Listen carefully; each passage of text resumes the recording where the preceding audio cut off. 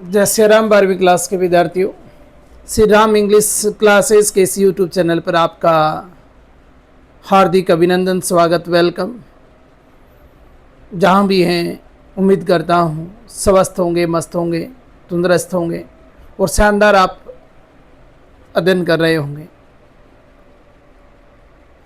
एक बढ़िया सा टॉपिक चल रहा था अपना सिंथेसिस के साथ साथ हम कंजक्शन भी कवर कर रहे हैं, क्लोज भी कवर कर रहे हैं। लेकिन हाँ, ये बात अलग है कि हम उनको अलग भी पढ़ेंगे। लेकिन मैंने आपको बताया कि तीनों टॉपिक एक दूसरे से कनेक्टेड हैं।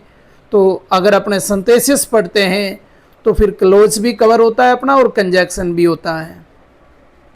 उसी टॉपिक को अपने आज आगे बढ़ाते हैं। ध्यान देना, क्लास 12th के लिए टॉपिक का नाम है सिंथेसिस।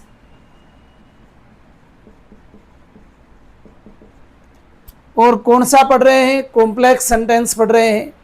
क्या पढ़ रहे हैं कॉम्प्लेक्स सेंटेंस में? Adverb close. एडवर्ब क्लोज में क्या पढ़ा जा रहा है? रिजल्ट।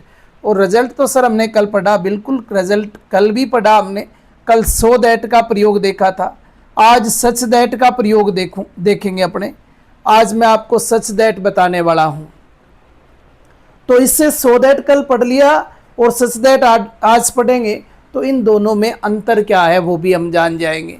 देखो बेटा, कंजक्शन जब पूछा जाएगा तो पूछने का तरीका अलग होगा और सेंटेंस ठीक इसी प्रकार से बनेगा। क्लोज का क्वेश्चन पूछा जाएगा तो उसके पूछने का तरीका अलग होगा, पर तरीका सेम ही रहना है। क्लोज में फ़र्क इतना है कि आपको कंजक्शन दे देंगे, सो दैट में इतना, सिंथेसिस में इतना है कि हमें कंजक्शन ही नहीं मिलने वाले। और कंजक्शन में ऐसा होगा कि आपको ब्लैंक दे देंगे, दो ऑप्शन आपके पास रहेंगे और ये बोल देंगे कि इसमें कौन से का प्रयोग करोगे। तो बातें एक जैसी हैं, पर सिंथेसिस को समझ गए ना आप तो सब समझ गए। फिर आपका क्लोज भी हो गया, फिर आपका कंजक्शन भी हो गया। सुनना क्या लिखा है, देखना। सो दैट में मैंने सो दैट को अब बदल देते हैं किसमें? सच दैट में। अब बात किसकी कर लेते हैं? सच दैट की बात कर लेते हैं। जब दो वाक्य हो, पहले कार्य का परिणाम दूसरे में दिया हो, ये तो उसमें ही लिखा था, हाँ ऐसा लिखा था। तो पहले में दिए गए नाउन फेस, ये नहीं लिखा था। Adjective plus noun, noun face, उसमें तो एडजेक्टिव और एडवर्ब था, सेंटेंस पूरा हो रहा था। वेरी एडजेक्टिव के साथ सेंटेंस पूरा। लेकिन इसमें क्या? इसमें तो एडजेक्टिव के बाद नाउन आएगा और के पहले सच तथा फुल स्टॉप के स्थान पर दैट। ध्यान रखना, एडजेक्टिव प्लस नाउन से पहले आएगा आपका सच और फुल स्टॉप के स्थान पर लगाना है आपको दैट। दूसरा वाक्य लिख दिया जाता है। सर बातें कुछ पल्ले कम पड़ी है, समझ में कम आई है, आएगी, पूरी आएगी, ये मेरा वादा है। मैंने आपको कल भी कहा था कि सो दैट को अगर वो समझ आया तो सच दैट को समझाना पड़ेगा और फिर दोनों का अंतर भी समझ आएगा कि दोनों के बीच क्या अंतर है। दोनों रिजल्ट तो दिखाते हैं एग्जाम में। ऐसा नहीं कि आप लोगों ने क्वेश्चन देखा और फिर सोचने के लिए मजबूर हो जाए कि मैं सो दैट का प्रयोग करूं या सच दैट का प्रयोग करूं। तो पहले तो आपको यह ध्यान होना चाहिए कि रिजल्ट में सो दैट और सच दैट कंजक्शन का प्रयोग होता है। और अगर इतना ध्यान में है तो अब आपको यह ध्यान होना चाहिए कि किस तरह के सेंटेंस में सो दैट का प्रयोग करते हैं और किस तरह के सेंटेंस में अपना सच दैट का प्रयोग होगा। फिर देखते हैं, एग्जाम्पल बताएगा हमें। It was a funny movie, we loved a lot. देखो, ये रहा फनी और ये रहा इसके साथ noun, adjective plus noun, adjective plus noun आया ना। उसमें क्या दे रखा था? उसमें तो वेरी एडजेक्टिव या एडवर्ब फुल स्टॉप था, लेकिन इसमें बेटा नाउन और होता है। एक में ही नहीं, अगले में देखते हैं। Rekha is a kind teacher, ये देखो काइंड एडजेक्टिव, टीचर क्या आया? नाउन आ रहा है ना, नाउन। उसमें नहीं था। सो दैट में तब प्रयोग नहीं करना जब सो दैट का प्रयोग तब नहीं करना जब आपको फुल स्टॉप से पहले क्या दिखाई दे दे, नाउन, यानी एडजेक्टिव के बाद क्या मिल जाए, नाउन मिल जाए ना, तो सो दैट का प्रयोग नहीं होता। इधर देख लो, वेरी तो उसमें ही आ रहा था सर, हाँ इसमें भी है ना, लेकिन वेरी के बाद उसमें क्या नहीं था सर, उसमें नाउन नहीं था। इसमें क्या है, इसमें नाउन है, तो किसका प्रयोग नहीं होगा, सो दैट का प्रयोग नहीं होगा, सच दैट का प्रयोग करना है इस कंडीशन में। यहां देखो, ए फूल के बाद क्या आया, नाउन आया सर, और नाउन आया तो किसका प्रयोग नहीं, सो दैट का नहीं, सच दैट का होगा। बाकी फुल स्टॉप की जगह दैट लगाना ही है। ये दोनों में अंतर है, और भी समझाऊंगा मैं। ये समझाने के बाद मैं आपको ये भी बताने वाला हूं कि क्लोज में इस क्वेश्चन को कैसे पूछा जा सकता है, कंजैक्शन में ये क्वेश्चन हमसे कैसे पूछ सकते हैं, वो सीखना हमारे लिए बहुत ज़रूरी है। पहले सिंथेसिस में कॉम्प्लेक्स सेंटेंस बनाना, क्वेश्चन ऐसे आएगा, it was a funny movie, ये बहुत ही फनी मूवी थी, वी लाफ्ड ए लॉट, हम खूब हंसे, तो ये इसका परिणाम है, ये एक्शन और ये इसका रिएक्शन, अर्थात पहला सेंटेंस जिसका परिणाम दूसरे सेंटेंस में नजर आए वो रिजल्ट वाले कंजक्शन अपने साथ लेंगे, और रिजल्ट वाले दो कंजक्शन है, सो दैट, सच दैट। इसमें हमें पता है सच दैट का प्रयोग होगा, पर सच आएगा कहाँ, तो आप लिखिएगा पहले तो इट वॉज। अब मैंने लिखा देखो एडजेक्टिव प्लस नाउन, तो एडजेक्टिव प्लस नाउन ये रहा, के पहले सच आ जाएगा, के पहले यानी यही लिखना पड़ेगा हमें, फिर लिखना पड़ेगा ए फनी, ये लिख दिया हमने ए फनी, और फिर लिखना पड़ेगा नाउन मूवी, लिख दिया, फुल स्टॉप की जगह क्या लगाओगे, दैट लगा दोगे, और अगला सेंटेंस जैसा है वैसा का वैसा पूरा लिख देंगे, तो लिख दिया हमने वी लाफ ए लॉट। बोलो एनी प्रॉब्लम, मुझे तो नहीं लगता कि कोई समस्या होगी इसमें। हाँ, अगला है और देख लेते हैं, 3 सेंटेंस और है हमारे पास, उनको हल करके और देख लेते हैं। Rekha is a kind teacher, all students like her.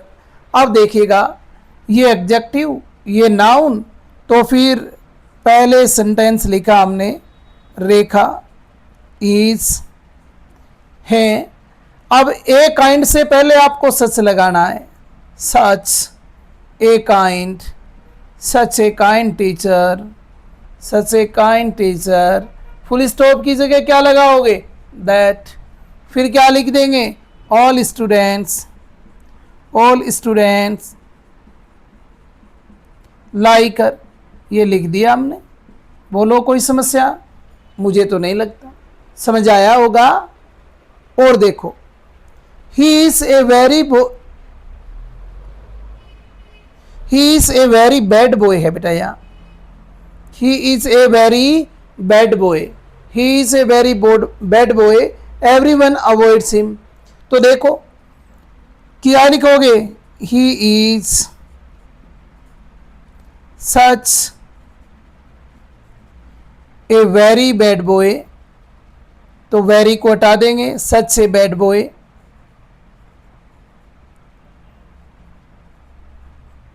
He is such a bad boy, everyone avoids him, everyone avoids him, he is a very bad boy। Very को अपने को क्या करना है, हटा देना है, उसमें भी तो अपने हटा रहे थे ना सो दैट में, वेरी की जगह किसका प्रयोग कर रहे थे, सो का प्रयोग कर रहे थे, यहां भी अपने हटा देंगे।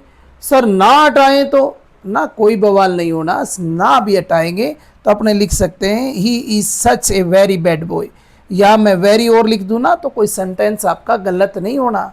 ये लो, he is such a very bad boy, everyone avoids him, कोई फर्क नहीं पड़ना। अगला सेंटेंस देखो, he is a fool person, he can never talk sense. देखना ये नाउन, ये एडजेक्टिव, तो फिर ये लिखो ही इज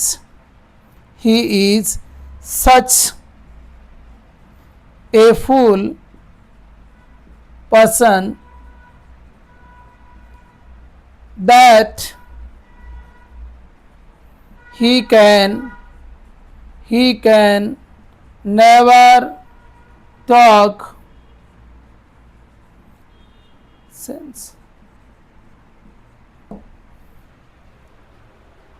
उम्मीद करता हूं इस तरह से तो आपको ये सिंथेसिस वाले क्वेश्चन कॉम्प्लेक्स सेंटेंस बनाना तो आपको समझ आ गया होगा, जिसमें रिजल्ट वाले जो भी क्वेश्चन आएंगे रिजल्ट वालों को सो दैट सच दैट का प्रयोग कर लोगे। एक बात का और ध्यान देना बेटा यार, अगर एग्जामिनर हमें पूछ ले ब्लैंक देकर ये क्वेश्चन, क्योंकि आपने देखा होगा कंजक्शन में ब्लैंक भी पूछा जा सकता है, क्लोज में भी पूछा जा सकता है, तो अगर अपने को ब्लैंक वाला क्वेश्चन पूछ ले, ब्लैंक दे दिया एग्जामिनर ने और ब्लैंक दे के आपको पूछ लिया कि इसमें किसका प्रयोग करोगे, सच दैट का या सो दैट का, जब वो ब्लैंक देंगे ना तो आपको यहाँ ऑप्शन लिख के देंगे, ऐसे आपको दो ऑप्शन मिलेंगे, सच दैट और एक दे दिया सो दैट। वो सिंथेसिस में तो ऐसे ही पूछेंगे, आपको खुद को सेंटेंस देकर पहचानना है कि सो दैट आएगा सच दैट आएगा, फिर ये तय करना है कि क्यों आएगा, वो सारी बातें तो आपको समझनी है, लेकिन कंजक्शन में दो ऑप्शन रहते हैं अपने पास। अब आपको देखना क्या है कि यहाँ ब्लैंक देंगे वो और दूसरा यहाँ ब्लैंक देंगे। अब अगर आपको ब्लैंक के बाद एडजेक्टिव मिले और एडजेक्टिव के बाद नाउन मिल जाए ना, तो याद रखना सो का प्रयोग नहीं होगा, फिर सो दैट आएगा ही नहीं। अगर सो दैट वाला क्वेश्चन पूछेंगे ना तो फिर यहां ब्लैंक, फिर ये नाउन नहीं आएगा सॉरी नाउन नहीं आएगा, फिर इस नाउन की जगह ब्लैंक दे देंगे वो और फिर आपको पूछ लेंगे इसमें किसका प्रयोग करना है, तो फिर सो दैट आएगा। मेरे कहने का मतलब ये बेटा आपसे कि सच वाला और दैट वाला दोनों जगह ब्लैंक दे रखा है और उनके बीच में देख लेना एडजेक्टिव के बाद नाउन दे रखा है तो सच दैट ही आएगा। अगर यहाँ नाउन नहीं दिया है तो सो दैट ही आएगा, फिर सच दैट नहीं आएगा। बस दोनों में फ़र्क क्या है समझ गए होंगे। इसमें तो ये रहता है सो दैट में, तो सो में तो इसके बाद एडजेक्टिव मिलेगा, लेकिन इसमें एडजेक्टिव के बाद भी नाउन और मिलेगा, और नाउन है तो सो दैट, एडजेक्टिव केवल है सॉरी नाउन है तो सच दैट, और केवल एडजेक्टिव है तो सो दैट। उम्मीद करता हूँ कि ये सच दैट और सो दैट आप लोगों को समझ आया होगा। फिर भी अगर कहीं कोई 19-20 ऐसी बात रहती है कि आपको डाउट है तो फिर आप कमेंट में डाल दें, मैं आपके उस डाउट को दूर करूंगा, कोशिश करूंगा कि आपको कतई संदेह शंका ना रहे। आज की क्लास में हमने रिजल्ट को कंप्लीट कर लिया, कल फिर नई क्लास में इसको और आगे बढ़ाएंगे और आप साथ साथ नोट्स बना रहे होंगे। आप लोगों से मुझे इतना ही कहना है कि आप साथ साथ नोट्स बनाते रहें और इन क्वेश्चन को जब शुरू में आप एक स्क्रीनशॉट ले लिया करो और एक लास्ट में ले लिया करो, बाद में यही क्वेश्चन पुनः आप हल करके देखा करो, पता चले कि आपको समझ आया है या नहीं। और वही एक बार पुनः आप लोगों से रिक्वेस्ट, जितना संभव हो सके उतनी ज़्यादा इन क्लासों को आप शेयर करिए अपने दोस्तों तक, 12वीं में पढ़ने वाले सभी विद्यार्थियों तक ये क्लासें पहुंचनी चाहिए, क्योंकि यहाँ से मैं आपको पूरा सिलेबस 100% सिलेबस प्रोवाइड करवाने वाला हूँ और व्यवस्थित तरीके से करवाने वाला हूँ। और इसके साथ साथ लास्ट में मैं आपको जितना भी करवाऊँगा उससे कहीं ज़्यादा नोट्स भी उपलब्ध करवाऊँगा, वो नोट्स भी आपको मिलने वाले हैं। तो एक बार आप पढ़ें, शेयर करें। आज के लिए इतना ही। जय सिया राम, कल फिर मिलते हैं।